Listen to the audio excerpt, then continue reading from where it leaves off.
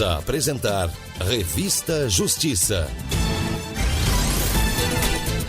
E estamos de volta, vamos para a última hora do Revista Justiça, hoje quarta-feira, 11 de fevereiro de 2026. Agora em Brasília, 9 horas e 2 minutos.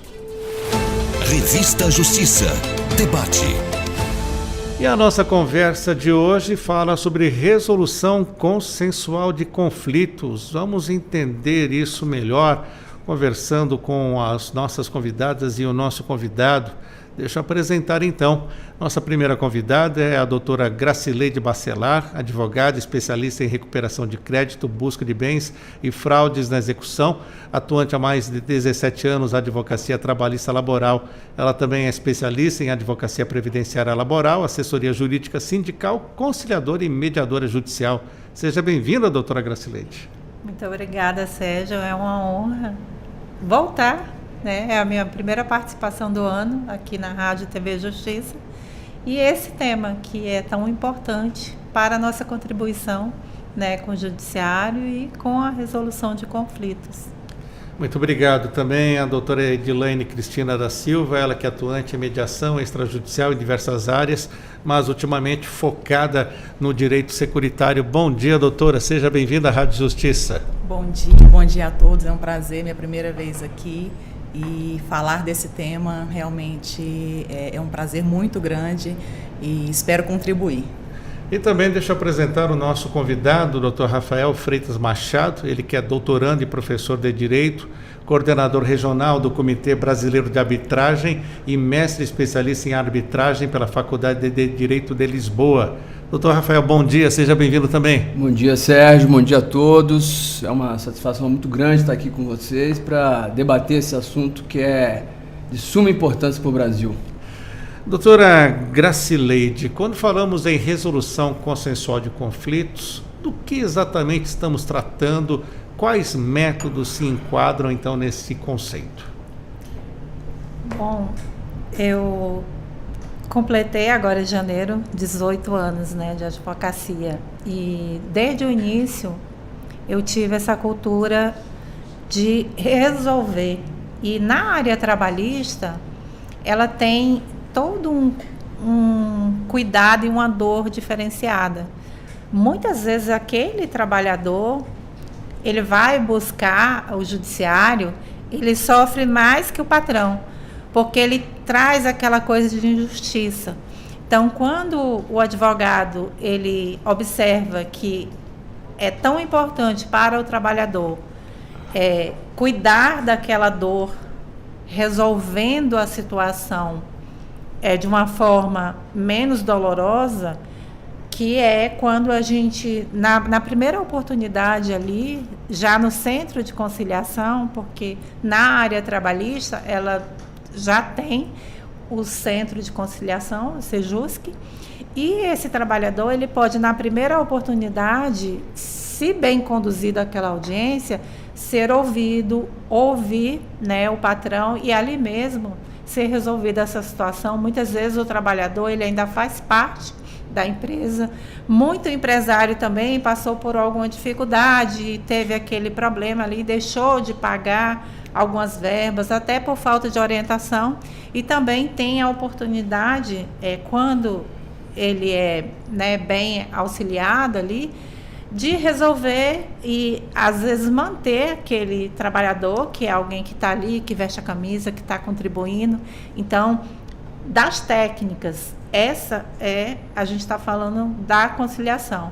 Mas existe a mediação que começa antes mesmo de buscar o judiciário. Então, nós temos um problema, podemos buscar a mediação, e na mediação é um pouco diferente, porque quem vai trazer a solução ali do problema são as partes. Então, o mediador ele é responsável por restabelecer o diálogo. Então, ele vai conduzindo ali, deixando bem claro para as partes que ali há uma situação de igualdade e que nós estamos ali apenas como um elo, né, entre os dois. Então, a gente vai conduzindo de uma forma que as partes vão se desarmando, vão trazendo suas dores, e quando finalmente elas encontram a solução, ali sim, ali aquela situação, ela é determinantemente resolvida. Diferente daquele processo que você foi para a mediação, não conseguiu, ajuizou, seguiu, conseguiu uma sentença e você tem que ficar anos buscando ali na justiça, né? A parte contrária vai recorrendo. Quando essa pessoa finalmente ela recebe, ela vai ter ali o reparo financeiro, mas a dor não vai ser resolvida. Vamos explorar isso ainda mais aqui com a nossa convidada, a doutora Edilene. Além dessa introdução já feita aqui pela doutora Gracileide, o que podemos acrescentar sobre resolução consensual de conflitos? Bom, eu acredito que a resolução consensual de conflito hoje ela ganha espaço, né? Aquela ideia do litígio, né? Do quem ganha, o mais forte é quem ganha, vem perdendo espaço. Isso tem sido mitigado e principalmente no direito securitário, né? Que é o foco maior que eu trabalho hoje. Eu vejo grandes benefícios, né? Muitas vezes eu recebo até ligações de vítimas advinda de um sinistro seja de um automóvel ou de seguro de vida, dizendo: doutora, muito obrigada, eu recebi minha indenização em até 15 dias, né? E eu achei que eu nem fosse receber essa indenização em vida. Isso é muito gratificante porque você se depara com um problema sério entre as partes e você consegue, de uma forma mais acurada, analisar o problema e principalmente trazer humanidade para a situação. Diferente, muitas vezes, de uma sentença, porque sabemos que, atualmente, o judiciário ele está extremamente abarrotado de processos, né? Em um levantamento rápido que se faz ali no site do CNJ, só no TJDFT, no ano de 2025, mais de 500 mil de processos foram ajuizados. Então, sabemos que às vezes uma sentença ela não sai exatamente como as partes querem, né? E é por isso que existem os recursos e etc. Isso só faz prolongar a resolução do problema. E a mediação ou a conciliação, enfim, essas formas, diversas formas de resolução de conflito, ela vem justamente para trazer celeridade, trazer economia, trazer resolução mais humana para a situação das partes. A senhora comentou que atua no direito securitário. Para o nosso ouvinte compreender o que é o direito securitário. O direito securitário basicamente ocorre quando existe um sinistro, seja ele diversos, né? Atualmente eu trabalho com o seguro de automóveis e seguro de vida. Então, se acontecer um sinistro que é um acidente, um acidente de ônibus onde ocorrem diversas vítimas, e a seguradora, né, ela tem a intenção, algumas seguradoras em que trabalhamos têm a intenção de fazer um acordo, ela nos envia a pasta e a partir dali entramos em contato com o advogado da vítima e já começamos a trabalhar um possível acordo, seja na fase pré-processual ou processualmente falando, né? Então, assim, verificamos que quando a pasta ela chega na fase pré-processual, ou seja, na fase ainda administrativa, a chance de acordo, isso aumenta, o percentual aumenta. Então, ou seja, estamos aqui falando que se você tem uma visão e uma boa vontade de se resolver um problema antes de judicializar, o percentual de êxito é maior. Podemos afirmar, então, doutor Rafael, que esta medida, né, os métodos, contribuem até para uma eficiência e uma legitimidade do sistema de justiça ou não? Não, com certeza, Sérgio. E eu queria destacar também assim, que não se restringe apenas à mediação, né? Lá no nosso escritório a gente também trabalha com arbitragem, trabalhamos com a negociação também, que fazem parte desse complexo de métodos de solução adequada de conflitos, né? A gente chama de adequadas porque já se deixou de ser alternativas essas soluções. E no caso da mediação em si, a gente tem um índice elevado de sucesso, de êxito, por conta de, não só no escritório, na parte privada, mas também na parte pública, porque a gente entende que é o método mais eficaz para a resolução de conflito, de fato. Agora, existe um problema muito sério, que o legislador tem atacado isso com muita eficácia, que é a questão da entrada, né, da entrada das demandas judiciais. Então, se é fácil você ingressar em juízo,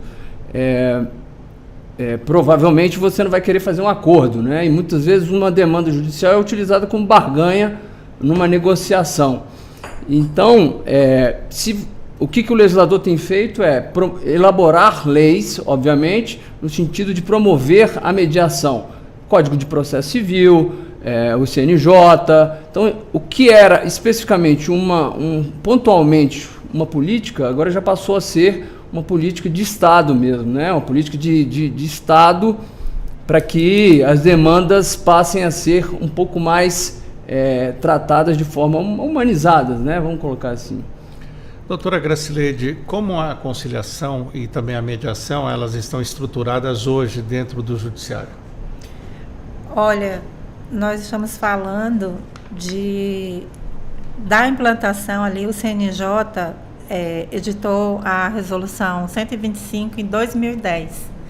Então, nós já estamos caminhando para 16 anos dessa tentativa, né, de trazer as resoluções de conflito. Então, quando foi instituída essa política judiciária nacional de tratamento adequado aos conflitos, ali trouxe todo um planejamento de implantar isso, né? Tanto nos juizados, você falou ali 17 anos, né? Mas em janeiro eu completei 18 anos de advocacia, e na minha época de faculdade, isso estava começando ali nos juizados, né? Então a gente só via conciliação no juizado.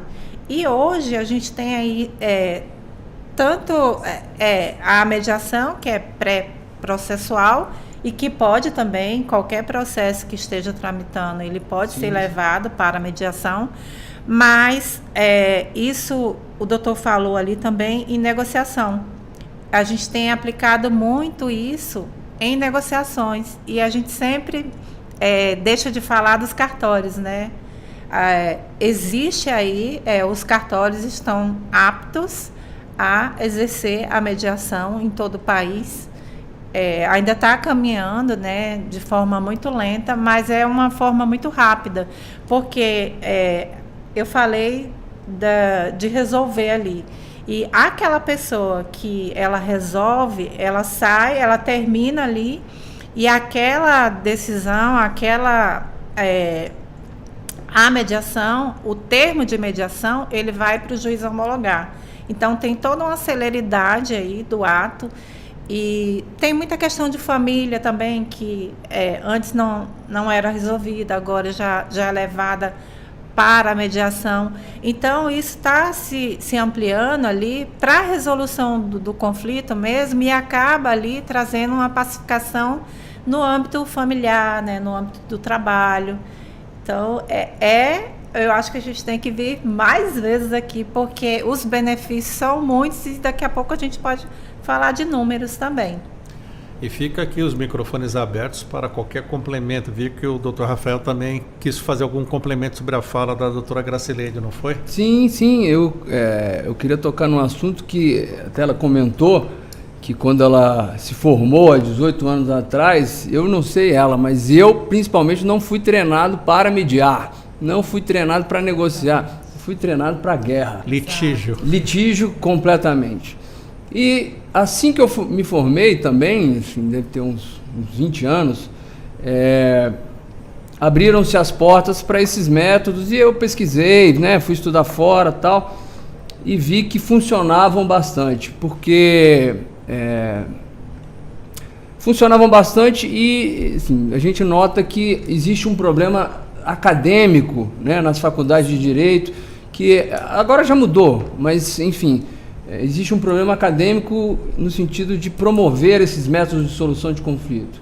Agora já existe, né, esses métodos já estão como disciplina obrigatória, em outras faculdades, ou em algumas faculdades, como optativa pelo menos. Então, assim, você vê um manifesto interesse das academias também, no sentido de promover esses métodos, tá? Eu queria deixar registrado isso, que é muito importante, que a gente deixa de ir para a guerra para ter uma conversa mais próxima, você buscar realmente saber qual que é o problema das pessoas, e com isso você consegue resolver melhor o seu problema. A senhora também foi assim, doutora Edilane, né? Na faculdade não aprendeu a negociar, a ter um consenso? Sim, infelizmente, né? Mas depois, ao longo dos anos, a gente começa a perceber que essa aplicação da mediação, enfim, desses métodos, realmente é mais vantajoso. E, inclusive, eu gostaria de complementar que isso tem sido mitigado realmente, porque até os próprios escritórios de advocacia, hoje, eles têm implementado um nicho ali, um núcleo de resolução, de acordos, porque está se percebendo que é mais interessante, que é mais vantajoso você trabalhar numa linha do litígio, ok, o escritório, também, mas também trazer para o acordo. E eu acredito que médio a longo prazo, a quantidade de acordos vai ser muito mais benéfico em termos de números para o escritório do que o litígio.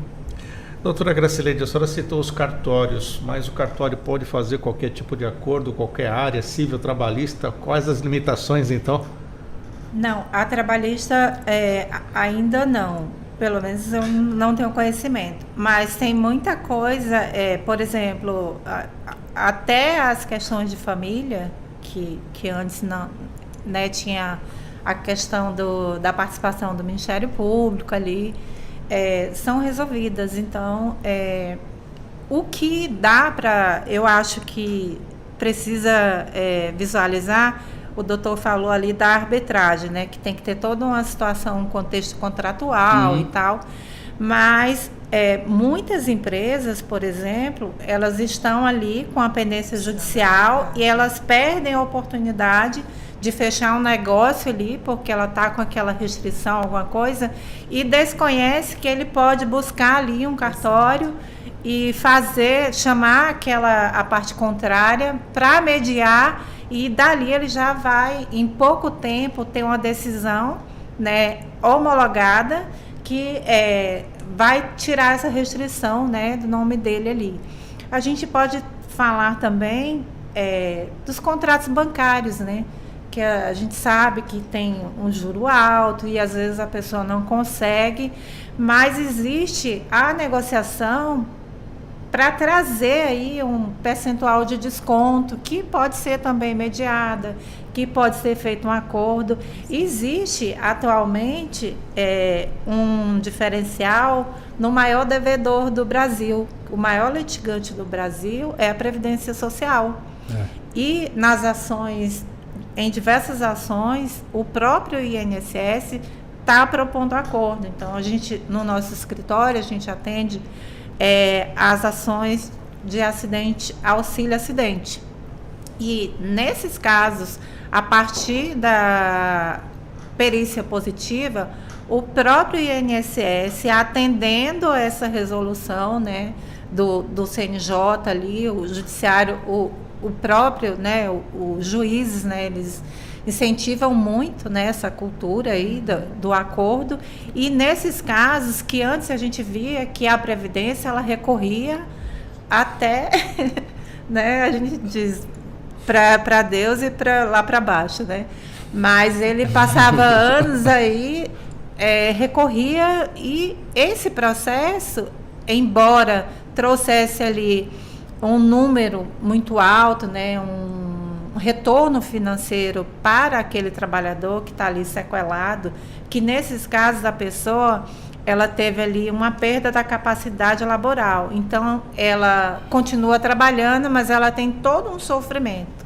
E aí quando a Previdência vem ali e diz, olha, a gente vai reparar, isso não foi implantado, não reconhecemos, não fizemos no momento correto, mas já que está tudo comprovado, a partir de agora a gente assume, a proposta é essa. Há uma pacificação ali, porque não é só um retorno financeiro. É como se fosse o pedido de desculpa, né? Que eu estava conversando com a doutora, e ela trabalha ali do lado da seguradora e eu aqui do lado do trabalhador em transporte, que muitas vezes, doutora, estava ali achando que estava segurado e na prática não está. Então, eu até deixo essa pauta aí para a doutora falar um pouco sobre isso. É interessante, é muito interessante porque você mencionou, e às vezes é isso, às vezes basta um pedido de desculpa, né?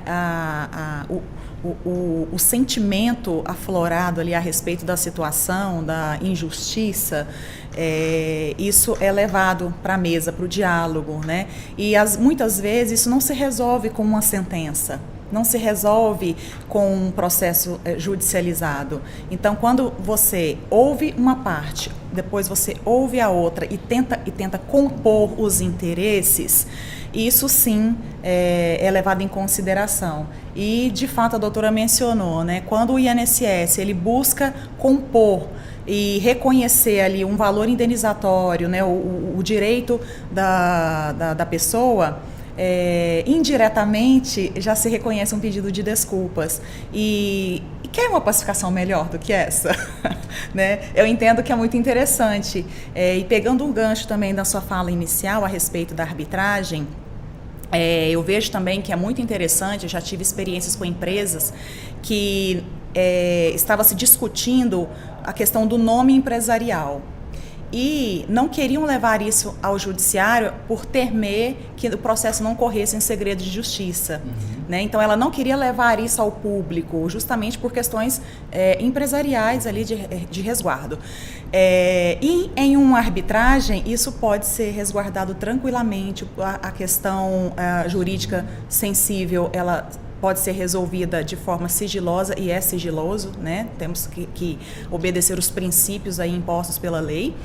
E no final existe uma sentença onde há uma pacificação, e essa sentença, ela inclusive não cabe nem recurso, né? Exceto uma ação anulatória. E então, assim, eu acredito muito nesse caminho da resolução do conflito de forma consensual. Eu queria complementar que a doutora falou de um ponto importantíssimo. A mediação, Sérgio, ela é totalmente confidencial. Então, tanto a tentativa como todo o procedimento, ele não é aberto, então é totalmente sigiloso.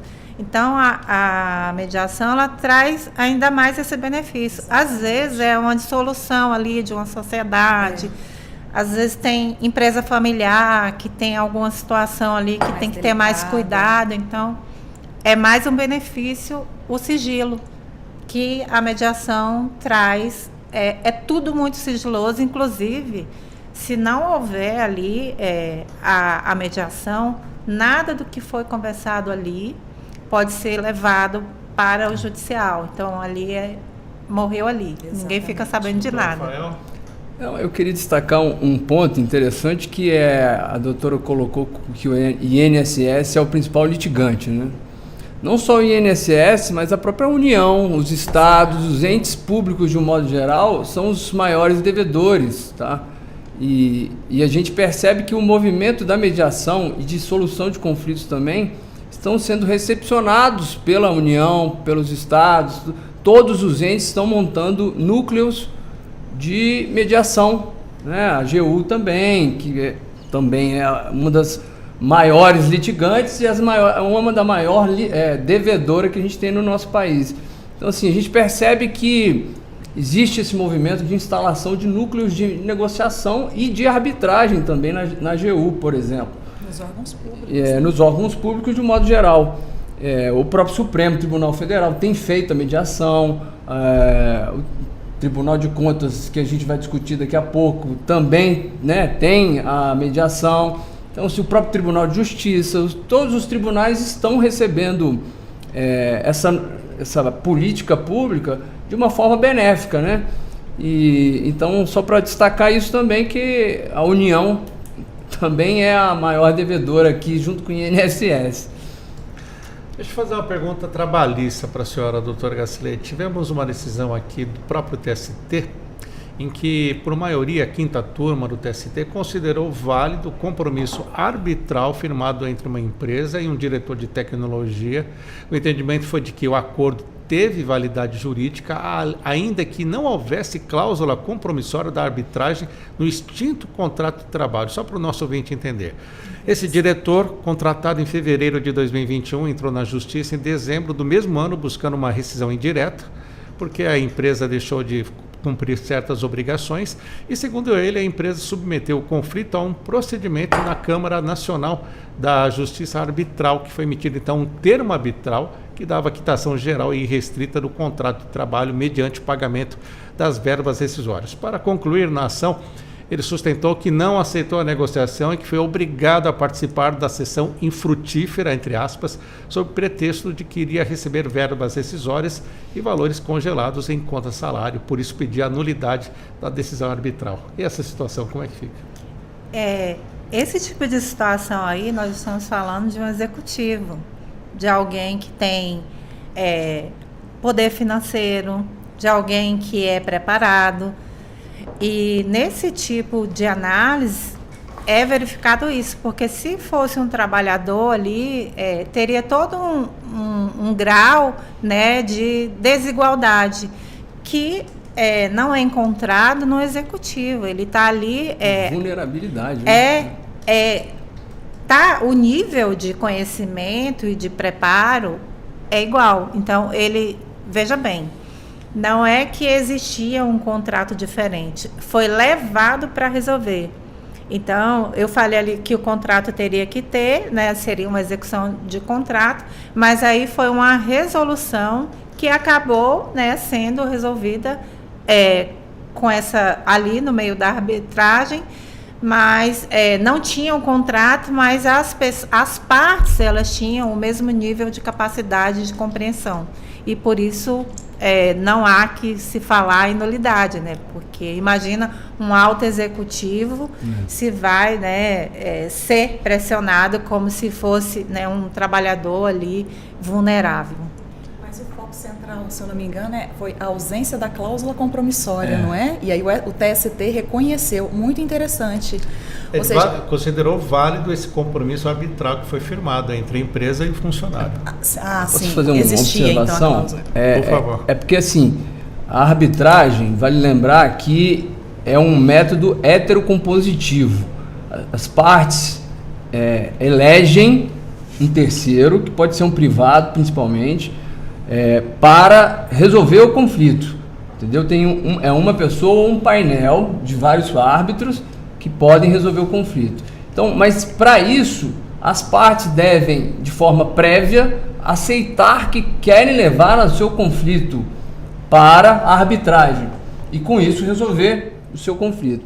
Agora, o fundamental na arbitragem é a cláusula arbitral ou o compromisso arbitral, né? A cláusula é antes, né, feita num contrato, e o compromisso é feito depois, durante as negociações, assim. Nesse caso específico, então, deve ter ocorrido, assim, a gente não sabe, né, porque a gente não viu os autos, mas devem ter ocorrido um termo de compromisso por parte do executivo, assumindo a responsabilidade de levar o caso à arbitragem. Então, e isso, com todo respeito, é a base da arbitragem, que é o conhecimento, é a ciência de uma cláusula arbitral, e que automaticamente a pessoa abre mão de ir à justiça com essa ciência, entendeu? Provavelmente foi isso. Então deve ter tido aí um termo arbitral que foi assinado por ele. Vamos fazer aqui justamente explicar bem para o nosso ouvinte. Esse gerente de TI foi à justiça questionar a decisão arbitral que dava quitação total do contrato, alegando que não havia, ele alegava que não havia cláusula contratual autorizando o uso da arbitragem. A empresa, por sua vez, disse que depois da contratação ele havia sim assinado um termo que concordava expressamente com a solução por meio do juiz arbitral. E por maioria, então, a quinta turma validou a arbitragem mesmo sem cláusula prévia, desde que acertada livremente depois do conflito. Exatamente. Houve ali um ajuste, né? E pelo nível, né, de capacidade ali do profissional, ele tinha como compreender o que estava sendo feito. E aí, muitas vezes, porque o judiciário ele não pode ficar ali à disposição do arrependimento. Muitas vezes você faz uma coisa para desfazer depois. Então, o judiciário tem que trabalhar com a redução dessa repetição do litígio. E por isso que vem essa ideia de pacificar, de resolver em definitivo. E a gente não pode esquecer do custo, né? É isso que eu ia falar, tem um custo. O Estado, ele tem obrigação de colocar no papel. O que está saindo mais caro é litigar ao longo dos anos, cuidar, por exemplo, foi mencionado aqui a AGU. Quantos anos vai durar um processo? E a gente sabe que muitos processos eles acabam sendo extintos pela prescrição. Sim. Então, esses números, Sérgio, eles precisam ser observados. Quando observa-se que o número de processo extinto, execução extinta, só deu prejuízo, né, para... Quantos anos você ficou ali naquele processo que acabou sendo insatisfeito?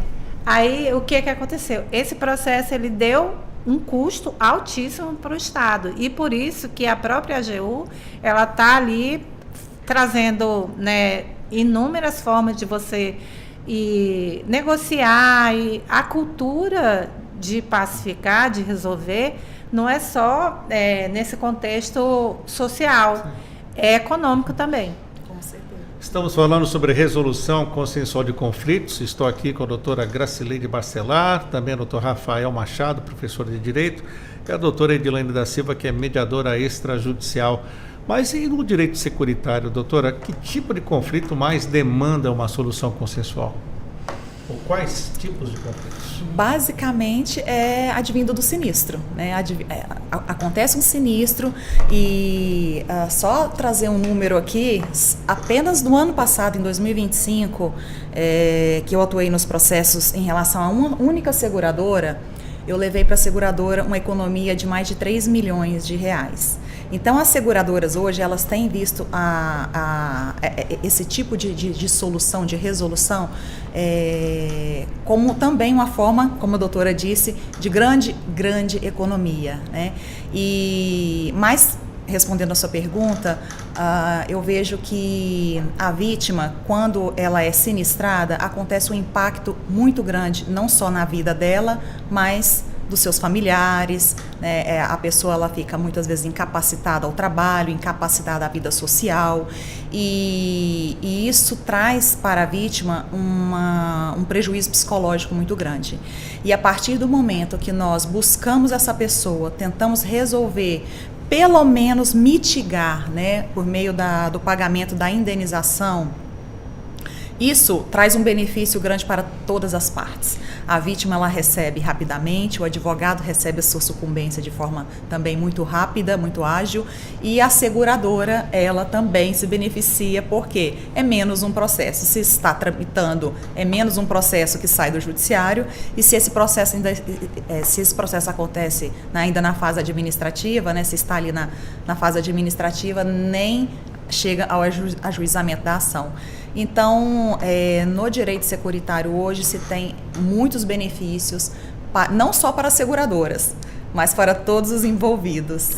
E quando a senhora fala do sinistro, a senhora fala o quê? De acidente de trânsito, colisão, acidente de trânsito ou um falecimento, quando estamos falando de um seguro de vida, né? Então, muitas vezes, assim, nós trabalhamos também com a questão da perda de um ente querido. É uma questão muito delicada, porque aí sim precisamos trabalhar com, não só com os métodos, né, de resolução consensual de conflito, mas com uma certa humanidade, porque estamos falando ali talvez de uma perda de um filho, de um pai, de uma mãe, de um ente muito querido ali, e quando você vai tratar da indenização versus o falecimento, é delicado, porque muitas vezes eu ouço, mas doutora, a vida do meu filho a vida do meu filho não tem preço. E eu respondo, de fato, eu concordo, sinto muito, né? Eu concordo que nenhuma vida ela tem preço, mas juridicamente falando, precisamos estabelecer um valor de uma indenização, que é um direito. A senhora falou que o seguro de vida e morreu por acidente ou uma morte natural, o que entra em discussão? Não, aí independe, né?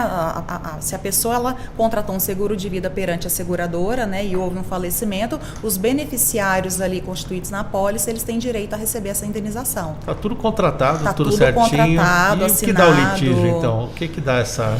Muitas vezes, porque eles acionam, né, a abertura do sinistro perante a seguradora e essa tramitação ou até mesmo o recebimento ele é negado. Então, aí existe o litígio para se discutir, por exemplo, um acidente de trânsito. Quem foi o culpado? Né? Muitas vezes a seguradora entende que o segurado dela não foi o culpado, e sim a vítima. Muitas vezes a vítima entende que ela que não contribuiu para o acidente, e sim o segurado. Às vezes uma transportadora, enfim. E aí é onde entra o litígio. E no diálogo, nós não entramos no mérito, não discutimos culpa, nós simplesmente trazemos o problema para a mesa e tentamos resolver da melhor forma possível. E muitas vezes eles tentam trazer, mas eu não fui o culpado, foi... Aí nós voltamos para, né, numa fase inicial e tentamos afastar todas essas discussões que normalmente elas deveriam acontecer lá no processo e tentamos resolver, e sim, resolvemos. E ambos saem satisfeitos e depois, assim, acho que o mais gratificante é realmente ouvir da vítima que está muito satisfeita, que a vida já está seguindo. E eu falo muito isso, porque às vezes o que aconteceu, ele não vai deixar de existir, né? O sinistro, ele aconteceu. Mas talvez ali com a resolução, com o recebimento da indenização, se dá uma oportunidade para a vítima de virar uma página na vida e seguir, né? De certa forma, assim, de uma forma um pouco mais leve. Doutor Rafael, a resolução consensual de conflitos, ela é compatível com os princípios da administração pública ou não? Essa pergunta é difícil, viu? Eu creio que sim, porque obviamente que depende da forma que você tratá-los, vai tratar, porque se são compatíveis com os princípios da administração. Vale lembrar os princípios da administração, né, que estão lá no artigo 37 da Constituição. É o que eu coloquei. Depende do formato em que cada órgão vai tratar. O senhor citou também o TCU, né? Que o senhor gostaria de comentar a respeito disso.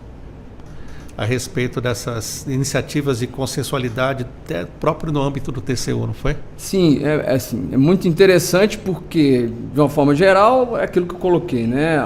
Os órgãos também estão vendo a necessidade de tratar de uma forma um pouco mais eficiente, transparente, né? E tentando minimizar um prejuízo social que existe.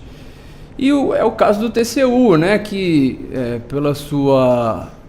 Instrução Normativa 91 de 2022 implementou o SESEX, né, que é a Secretaria que faz a mediação no âmbito interno do TCU. E depois, né, agora em 2025, houve a Instrução Normativa 101 que alterou bastante, assim, após 2022 para 2025, tiveram uma experiência prática e em 2025 fizeram uma reformulação um pouco mais qualificada, vamos colocar assim, de mediação. Então, assim, o que eu vejo é que é super interessante e que, de fato, no caso do TCU e do próprio Supremo Tribunal Federal, quando fazem a mediação, estão abarcados, estão alicerciados nos princípios da administração pública. Doutora Graciele, perdão, doutor, dentro dos princípios até os desafios, posso dizer assim, existem desafios até culturais que são enfrentados justamente por os advogados e pelas partes para um consenso, para uma resolução assim mais tranquila, mais pacificadora? Sim, porque pegando o gancho do TCU, é cultural que o TCU ele vai ser aquele que vai dar aquela prova que o político precisa para cassar o mandato daquele gestor. Mas, se a gente analisar o benefício de uma recomendação, por exemplo, vou trazer ali para o transporte público, que é a minha área. Imagina que um gestor, um prefeito, ele está ali fazendo pagamentos num contrato de concessão de transporte público, que vai, lá na frente, trazer ali uma reprovação, né, das contas daquele gestor que pode ser cassado. Só que quem está sendo atendido, quem vai ter o prejuízo? A população. Então, o senhor imagina quais são as consequências de suspender, por exemplo, suspender esse contrato de concessão, por exemplo. Vai parar o transporte. Se é uma obra pública, um hospital ali, por exemplo. Então, muitas vezes, o TCU ele pode trazer uma recomendação no início do problema, que pode ser resolvida, às vezes ali a falta de um pedido de um comprovante, né, de pagamento dos trabalhadores daquela obra e tal, mas o viés político, ele não está preocupado. O que ele quer? Ele quer uma carta na manga para ele poder, antes, né, do ano eleitoral, eles conseguirem, de forma política, tirar ali a participação daquele político através de uma condenação aí, né, por improbidade administrativa. Então, a gente precisa, tudo que é colocado à baila aí, que a gente fala, nesse caso aí foi um partido político, né, que ajuizou ali, a gente tem que ver o que está por trás. Qual é o objetivo maior? É político? É realmente uma preocupação com a sociedade? E eu acho que o TCU, ele já tem essa obrigação, né, de ser imparcial. Então, ele vai buscar, de fato, ali, acompanhar, resolver, evitar prejuízo ao erário público. Então, eu acho, sim, que é perfeitamente aplicável. Doutora Edilane, ainda falando sobre os desafios culturais, a senhora encontra muita resistência quando parte para uma conciliação? As pessoas estão resistentes? O que a senhora encontra? Qual é o desafio? Olha, nessa área eu não tenho enfrentado muitos desafios. Pelo contrário, eu percebo uma abertura muito grande. Esporadicamente, alguns advogados eles questionam mais, eles às vezes não demonstram tanto interesse, mas a gente vai conversando, a gente dialoga e o benefício maior ele acontece, que é o acordo. Muitas vezes o advogado ele quer, ele tem esses poderes, mas ele quer pegar as dores, né, do cliente e traz isso para o acordo e já de imediato ele tende a descartar, às vezes até um diálogo ou uma oitiva.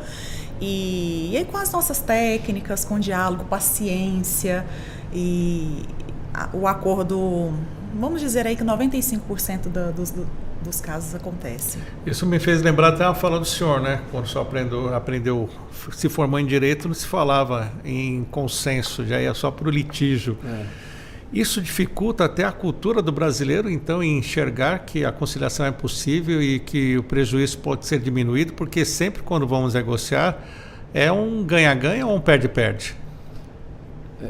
Eu acredito o seguinte, vou até colocar o exemplo do escritório, só para visualizar assim, a gente está fazendo uma proposta de, óbvio, dependendo de caso a caso, mas assim, muitas vezes a gente enxerga a possibilidade de fazer, não vou chamar de mediação, mas vou chamar de negociação, né, assim, que possa permitir um acordo, tá?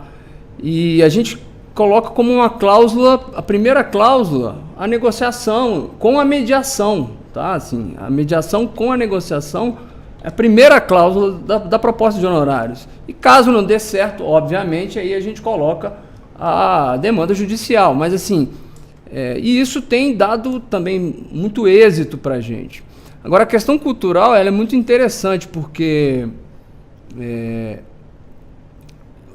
a mediação sempre existiu no Brasil, não sei se vocês sabem disso. Sempre existiu.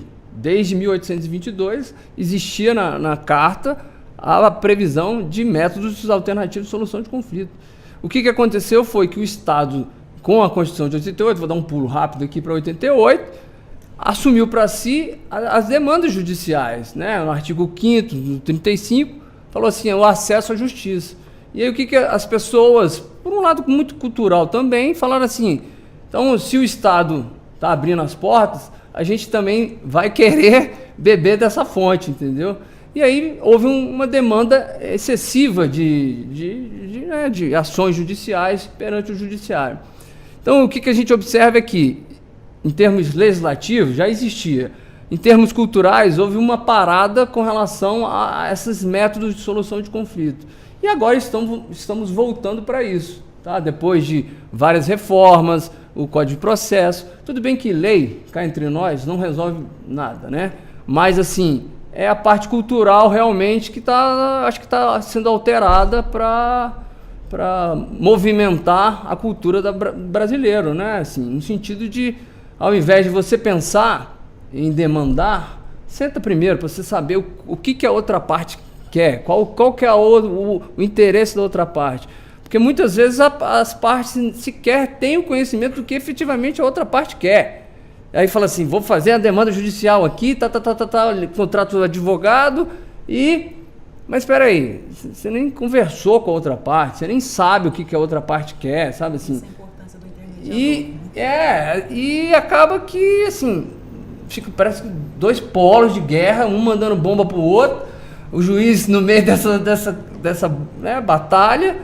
Mas isso tudo eu acho que faz parte também de uma questão cultural, de você aliviar, de você saber o que efetivamente a outra parte é, de chamar a outra parte. Só para colocar mais um ponto, não significa que você não possa fazer a mediação durante o processo judicial. Você não significa isso.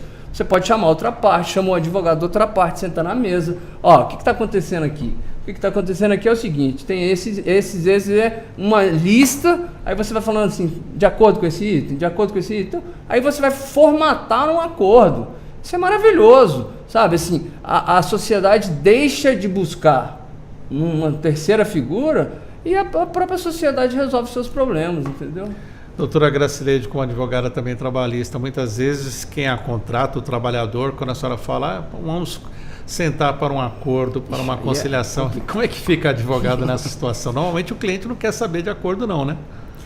Depende do advogado. Depende do advogado trabalhar o psicológico desse cliente? É porque assim, a gente está falando ali de uma situação que interfere na vida, pelo menos eu sempre observei o que aquilo vai refletir na vida daquele trabalhador. Então, quando a gente tem essa compreensão, né, da mediação, da conciliação e de formas de resolver o problema, a gente ouve o cliente e busca entregar para ele o que vai ser mais importante. Então, eu não posso pensar, é óbvio que eu tive processos que a gente falou ali, né, da culpa da vítima, né? Sim. Eu tive um processo que ele demorou 12 anos e eu fiz um acordo de 1.500.000, mas foram 12 anos de reviver a dor. Nesse caso, era um trabalhador que tinha perdido a vida e a família que era a parte. Então, você imagina que ficou 12 anos ali revivendo a dor. Nesse caso, não foi pela minha parte, né? O empregador, ele ficou recorrendo. Imagina a economia. E olha só, eu lembro que quando saiu o mandado, era 700 e poucos mil. Quando a gente chegou na mesa de negociação, e aí a gente precisou usar técnicas de recuperação de patrimônio e apertar o devedor ali, e ele teve que fazer um acordo, ele pagou o dobro. Mas o sofrimento da família não teve, porque esse acordo ele só chegou após 12 anos de reviver aquela dor, né, da perda, porque a doutora estava falando ali. Eu acho que é um dos processos mais difíceis aqueles que tem a perda, né, do segurado. Às vezes acontece de ser o trabalhador, acontece de ser, né, o trabalhador que atropelou alguém, ou o sinistro que ela fala, é isso, são aqueles acidentes que ou o trabalhador ele foi vítima, né, durante a jornada de trabalho, ou ele ali, que é o motorista do ônibus, né, que é a minha área, a gente teve muita situação dessa, em que aquele trabalhador, né, mesmo sem culpa ou não, acabou tirando a vida, né, de um ente familiar de outra pessoa. Então, o que é mais importante? Quando o trabalhador senta, eu tenho que ouvir. Da mesma coisa é o trabalhador segurado, que é da parte previdenciária. Eu tenho que trazer para ele que vai ter formas, né, de composição. Então, no auxílio acidente ali, por exemplo, que o INSS está propondo o acordo, eu já coloco para o cliente que ele vai ter oportunidade, vai ter o prejuízo financeiro, né? Porque é um acordo, a gente vai ceder alguma coisa, mas que ele vai ali, a partir dali, né, aplicar aqueles valores ali para cuidar um pouco da saúde. Então, a gente tem que trazer isso. Não dizer, não, a gente vai até o fim, a gente vai recorrer, enfim, o importante é receber, nem que seja para os teus netos. Essa cultura, ela não se sustenta mais. Precisamos, então, ter implementos para uma formação jurídica mais perto dessa cultura da conciliação, doutora? Eu acredito que sim, mas voltando um pouquinho aqui, pegando o gancho que o doutor disse, eu acredito que a sociedade ela caminha a passos lentos de evolução. Então vamos pensar que, né, como o doutor disse, que a mediação ela já existia, mas antes também se fazia muito justiça com as próprias mãos, né? Então depois veio, com a Constituição de 88, essa questão da judicialização, ou seja, já se garantiu um direito maior, né? Já não se faz mais tanta justiça, ou não deveria se fazer, com as próprias mãos. E agora estamos caminhando aí para esses métodos de resolução consensual de conflito. Então, eu acredito que cada vez mais tanto as universidades, as próprias empresas, né, os escritórios de advocacia, até mesmo os mediadores de forma autônomas, cada vez mais disseminar, né, essa cultura da resolução consensual, porque é mais vantajoso, você observa o problema de forma